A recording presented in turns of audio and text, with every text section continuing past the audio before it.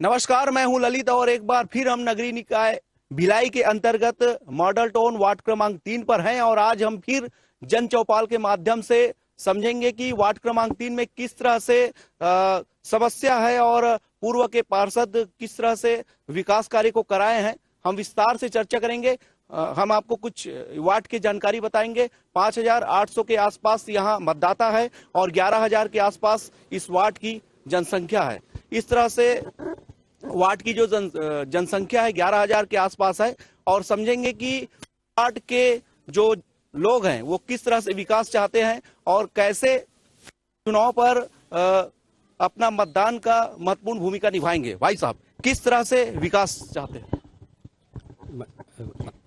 मैं आनंद श्रीवास्तव हूँ और यहाँ पे 10 वर्षों से रमेश साहू दादा जी काम करते रहे हैं और हम लोग का किया कि काम किया है, काम करेंगे और जन जन का सम्मान करेंगे, ये हम लोग का है और वो ये करते रहेंगे। काम किया है, काम करेंगे, जन जन का सम्मान करेंगे, ऐसा जो यहाँ का नागरिक है उनका कहना है कि पूर्व में पार्षद जो है बेहतर काम किए हैं। भाई साहब, हम चाहते हैं कि जल्द से जल्द यहाँ पर प्रधानमंत्री आवास योजना को लोगों को लाभ मिले। बगल में जो ESI हॉस्पिटल बन रहा है 500 बिस्तर का, यहाँ पर स्थानीय लोगों को रोजगार मिले और जो छोटी मोटी समस्याएं जो दैनिक दिनचर्या के जीवन में रहती है वो समस्याओं का निराकरण एकदम सरलता से और सुगमता से हो जाए। प्रधानमंत्री आवास योजना के तहत पैसा नहीं मिल पाया है, यह समस्या बता रहे हैं, कैसे देखते हैं? जी, प्रधानमंत्री आवास योजना का पैसा नहीं मिला। मुझे नहीं पता है। अभी लिस्ट में नाम आया है लेकिन कुछ शायद चुनाव के बाद संभावना है पूरी तरह की पैसा आ जाएगा और एक लिस्ट तैयार हो चुकी है और जल्द ही वो पैसा आ जाएगा। कहना है पूर्व पार्षद के कि जल्द ही प्रधानमंत्री आवास योजना का पैसा मिल जाएगा। भाई साहब, प्रधानमंत्री आवास योजना का पैसा नहीं मिल पाया। प्रधानमंत्री आवास योजना का पैसा नहीं मिल पाया रही है। इस क्षेत्र में 2 इंदिरा कॉलोनी और परियापारा ये 2 बस्ती क्षेत्र पड़ते हैं, जिसमें विनोबा नगर जो क्षेत्र है वहाँ लगभग 90% लोगों का प्रधानमंत्री आवास योजना के तहत मकान निर्माण हो चुका है। और मॉडल टाउन जो क्षेत्र है वहाँ भी आवास योजना का एक सूची तैयार किया हो चुका है। 160-70 लोगों का नाम उस सूची में है और निश्चित तौर से कि उनके खाते में बहुत जल्दी पैसा आएगा ऐसा संभावना है। चूँकि वर्तमान में कांग्रेस की सरकार है और कांग्रेस की जो सरकार है वो ये बता रही है कि खाते में पैसा आ जाएगी, ऐसा करके हमारे केंद्र सरकार से राज्य को पैसा दिया जा चुका है, पर राज्य सरकार पैसा हितग्राहियों को देने में थोड़ा सा विलम्ब कर रही है। इसमें उनकी एक राजनीतिक मंशा भी हो सकती है, किंतु ये निश्चित है कि हमको चाहे लड़ना पड़े या आंदोलन करना पड़े, किसी भी संघर्ष करना पड़े, जन जन को, हर हितग्राही को प्रधानमंत्री आवास योजना का आवास यहाँ बनवा कर देंगे। निश्चित तौर से उसका लाभ मिलेगा और बहुत जल्द उनके खाते में पैसा आके निर्माण कार्य चालू होगा। प्रधानमंत्री आवास योजना का पैसा केंद्र से आ चुका है, ऐसा कहना है। राज्य की सरकार के ऊपर आरोप लगा रहे हैं कि राज्य की सरकार जो है प्रधानमंत्री आवास योजना के हितग्राहियों का पैसा रोका हुआ है। किस तरह से देखते हैं? सर, सबसे पहले तो चाहूंगा कि वार्ड क्रमांक 3 जो है यहाँ पर कितने लोगों के पास प्रधानमंत्री कौशल विकास योजना के तहत बिल्डिंग का निर्माण हुआ है।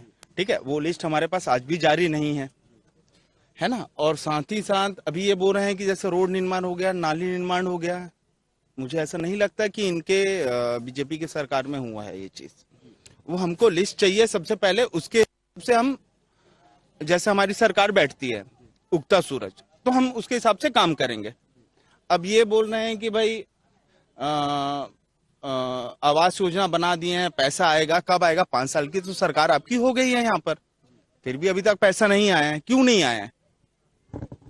विकास की बात करें तो विकास आपको दिख रहा है कि नहीं दिख रहा? विकास मेरे को नहीं दिख रहा है, क्योंकि 5 साल के अंदर अगर मान लो अगर 100 लोगों का अगर घर बनता है प्रधानमंत्री कौशल योजना के तहत में, तो पैसा तो आना चाहिए उसमें केंद्र सरकार क्या करेगी वहां पर?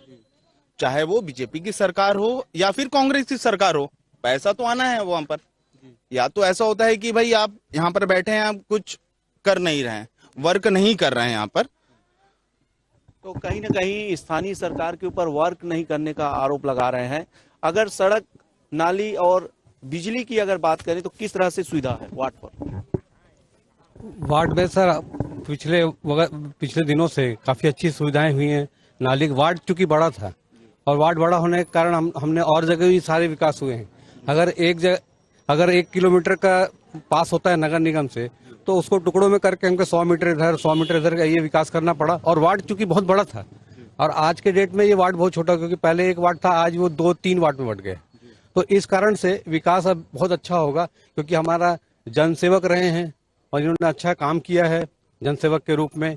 और जो नारा भी है कि भैया काम किया है इन्होंने और काम आगे भी करेंगे और जन जन का सम्मान करेंगे, क्योंकि ये बहुत ही सेवा भावी हैं, उसका अनुभवी है, इनको अनुभव है, इनको अनुभव के रूप में बहुत अच्छा इन्होंने काम किया है। हम लोग संतुष्ट हैं। वार्ड परिसमन होने के बाद विकास होगा, ऐसा कहना है जी। जो भी छोटी मोटी समस्याएं यहाँ पर है, जो बची है, जो लोगों की छोटी मोटी परेशानी है, चाहे जैसी भी परेशानी हो, हर परेशानी का निराकरण करना ये हमारी प्राथमिकता रहेगी। चाहे वो जैसी भी परेशानी हो, निगम से संबंधित हो, चाहे किसी भी स्वास्थ्य से संबंधित हो, जो एक पार्षद का अधिकार क्षेत्र होता है उससे आगे जाकर के काम करने की हमारी इच्छा है। आगे जाकर के मतलब कैसे समझे? आगे कैसे? आगे जाकर के ऐसे समझ सकते हैं जैसे एक पार्षद की बहुत सी वो होता है, अधिकार क्षेत्र होता है, और कई समस्याएं ऐसे लोगों के पास में होती है जो पार्षद के अधिकार क्षेत्र से बाहर की होती है। समस्याओं को भी उससे भी आगे, पार्षद के अधिकार क्षेत्र से भी आगे जाकर के उनका निराकरण करने का पूरा प्रयास करेंगे। मतलब किसी भी चीज के लिए लोगों को जरा भी परेशानी नहीं होने देंगे। पहला काम तो ये करेंगे कि हमारा पूरा प्रयास रहेगा कि वार्ड के किसी भी आदमी को हमारे कार्यकाल में निगम के दरवाजे पे जाना ना पड़े, सारी समस्याएं हम यहीं पर हल कर ले। बात करें 1 से 1.5 साल पिछले समय की, तो कोरोना काल में भी भयावह स्थिति था और लोग जो है बुनियादी सुविधाओं के लिए तरस रहे थे। उस समय वार्ड के पार्षद की कार्यशैली या समाज सेवकों की कार्यशैली किस तरह से था? अब जैसे वार्ड के हिसाब से अगर बोलना चाहें तो बीजेपी में बोला जा रहा है कि स्वच्छ भारत अभियान करके, मगर स्वच्छ भारत अभियान है ना, मुझे यहाँ पर वार्ड क्रमांक 3 में दिख नहीं रहा है। सर, कोरोना काल में किस तरह से सुविधा दिया गया? जैसे अपन सहयोग की अगर बात करें जनताओं की, जैसे गरीब परिवार और जो दवाई के लिए, ऑक्सीजन के लिए, तमाम प्रकार की सुविधाओं के लिए उस समय काफी दिक्कतें थी, उस समय किस तरह से सहयोग मिल पाया? कोरोना काल के समय में हम लोगों ने एकदम सामने आकर के, जिस समय लोग अपने घरों से नहीं निकल रहे थे, उस समय लोगों का टेस्टिंग। पार्षद की बात कर रहा हूँ। पार्षद की बात, पार्षद जी से जो हो सकता था उन्होंने किया है शायद अपने स्तर पे। शायद मतलब क्या समझे? अपने स्तर पे किया है, उनसे जो हो सकता था वो किया है। संतुष्ट? इस बारे में तो मैं नहीं बता पाऊंगा। तो कहीं ना कहीं बोलने पे हिचकिचा रहे हैं, लेकिन कोरोना काल के कार्यों पर जो है सवाल उठ रहा है। भाई साहब जी, कोरोना काल में भी हम पार्षद जी ने हमारे बहुत सहयोग किया। इन्होंने लोगों को बस्तियों में मतलब पैकेट्स वगैरह दिए हम लोगों ने, जा के इनके सहयोग से काफी सहयोग इन्होंने किया। हम लोगों ने कोरोना काल में भी घर घर जाके हर चीजों का पार्षद जी ने बहुत सहयोग किया है। हम लोग संतुष्ट। कोरोना काल में ऑक्सीजन की काफी दिक्कत देखने को मिल रहा था, किस तरह से मैनेज हुआ? कोरोना काल में रमेश दादा जी ने बहुत सहयोग किया है और जिन घरों में माने परेशानी थी, जो रोजगार सबका खत्म हो चुका था, उन घरों में भी राशन पहुंचाने का काम किया है। और जिन परिवार में कोरोना काल हुआ था उनको अस्पताल तक पहुंचाने का भी काम किया गया है। और एम्बुलेंस की, कोई परिवार यदि खत्म हो गया है उन परिवार में, तो एम्बुलेंस पहुंचाने का भी काम किया है। इनका काम बहुत सराहनीय रहा है। नॉमिनेशन में भी वार्ड पार्षद प्रत्याशी कोरोना काल में किए गए कार्यों को दिखाए हैं और विकास के दावे और वादे किए हैं। कोरोना काल में हम लोगों ने भी काफी मेहनत किया है। जिस समय लोग घर से निकल नहीं रहे थे उस समय हम लोगों के बीच जा रहे थे, उनको दवा, चेकअप, वैक्सीनेशन, राशन, सब्जियां, इस टाइप की सारी सुविधाएं उनको हम लोग अपने तरफ से यथासंभव यथाशक्ति लोगों तक उपलब्ध कराने का प्रयास किया है हम लोगों ने, या कराया है। किस तरह से विकास कार्य को अंजाम दिया गया पूर्व के पार्षद के द्वारा? जब मैं निर्वाचित होके आई तो यहाँ बहुत सारी समस्याएं थी वार्ड में, और वार्ड क्षेत्र बहुत ही बड़ा था। अभी वही वार्ड क्षेत्र 3 वार्डों में बंटा है। आप सोच सकते हैं कि काम कितना दिखेगा बड़े वार्ड में। और अभी वर्तमान में जो इस क्षेत्र, जो ये वार्ड 3 का क्षेत्र है, बहुत छोटा हो गया है। अब हमें इतना काम कर सकते हैं कि वो विकास करे दिखेगा। और पहले बहुत ही समस्याएं थी। पूर्व के पार्षद का तो पता ही नहीं था, कुछ साल तो वो रहा ही नहीं और इतने सारे काम थे, जगह जगह गंदगी थी। और यहाँ स्मृति नगर में ट्रेचिंग ग्राउंड में इतना गंदगी था कि लोग वहां से आते जाते हिचकते थे। आज आप जाके देखेंगे वहां पर इतना साफ सुथरा है और लोग उस बात की सराहना करते हैं कि आपने जब बना तो सबसे पहला मैंने वहीं जो गंदगी का जमावड़ा था उसको साफ करवाया।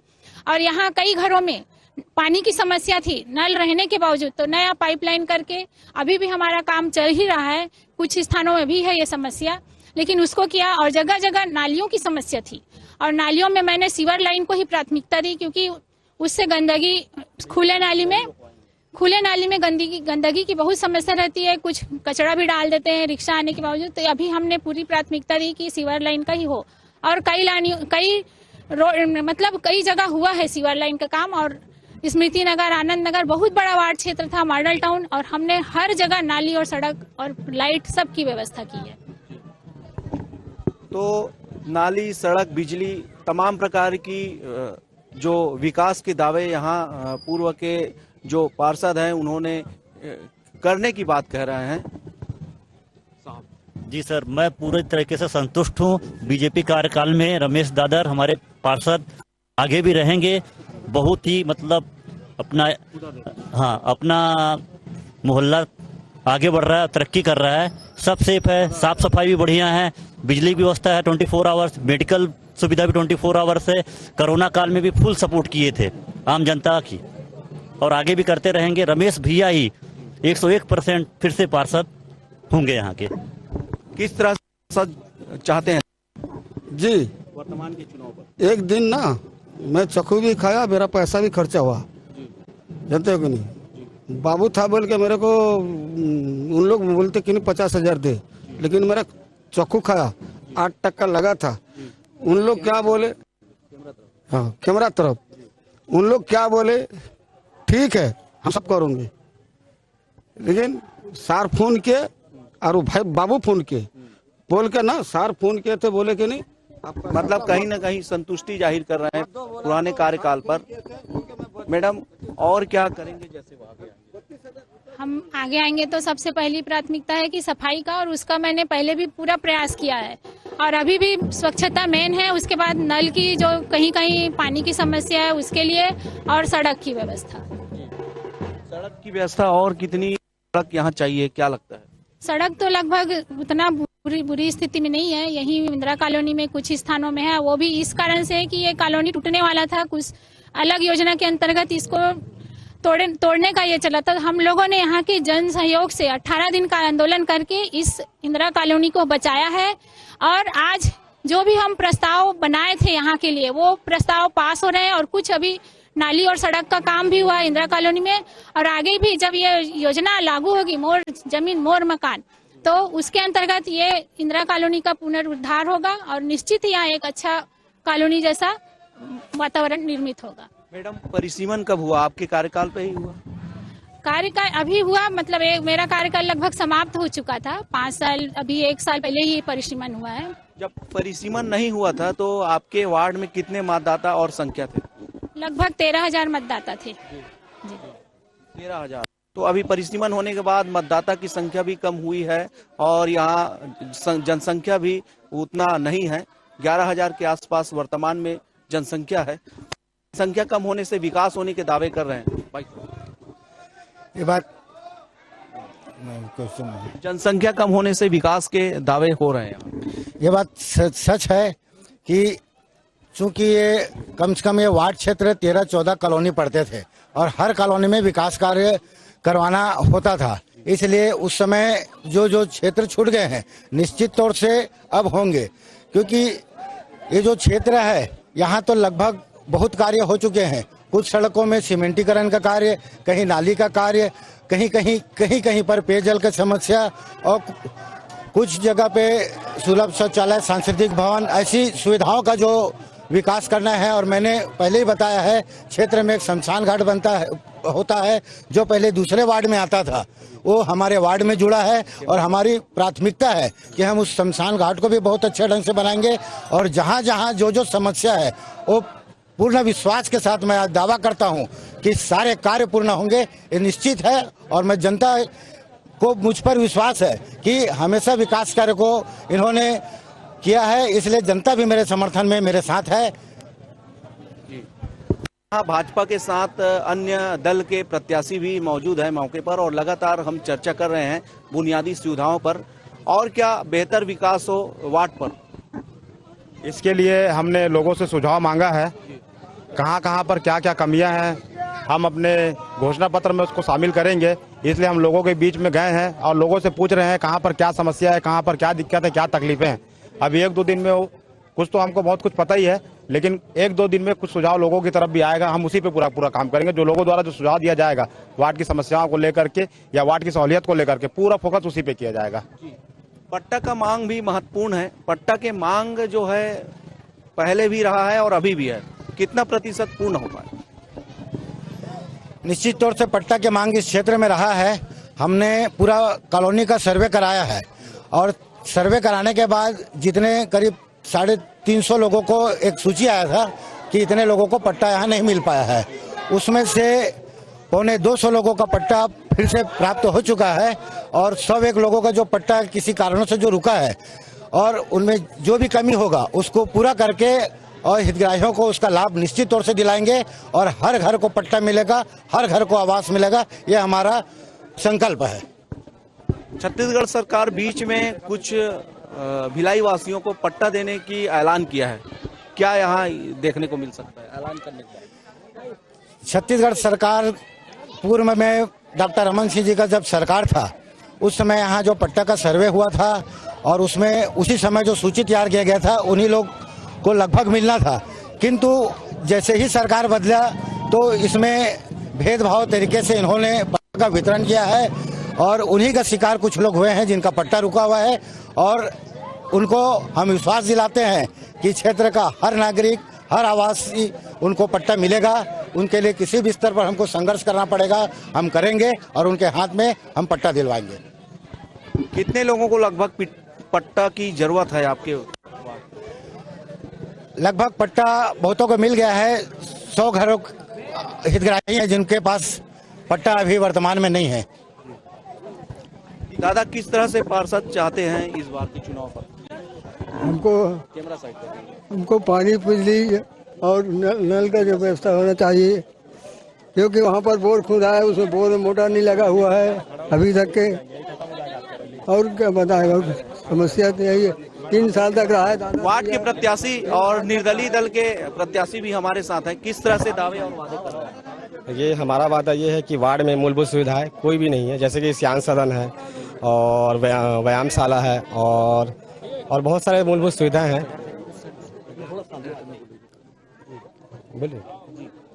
सुविधा की अगर बात करें, किस तरह से दावे और वादे कर रहे हैं? दावे यादें तो बहुत कुछ होते हैं, लेकिन जमीन स्तर पे, धरातल पे कुछ नहीं दिखता। क्या क्या नहीं है? यहाँ पे श्याम सदन नहीं है और व्यायामशाला नहीं है, कोई गार्डन नहीं है ढंग का और सामुदायिक भवन भी नहीं है कोई।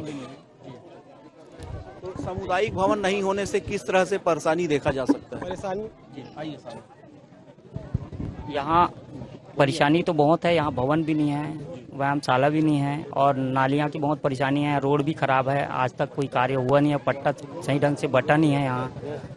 वर्तमान के पार्षद का कहना है कि सड़क भी काफी निर्माण कराए हैं वो और नाली का भी निर्माण कराए हैं।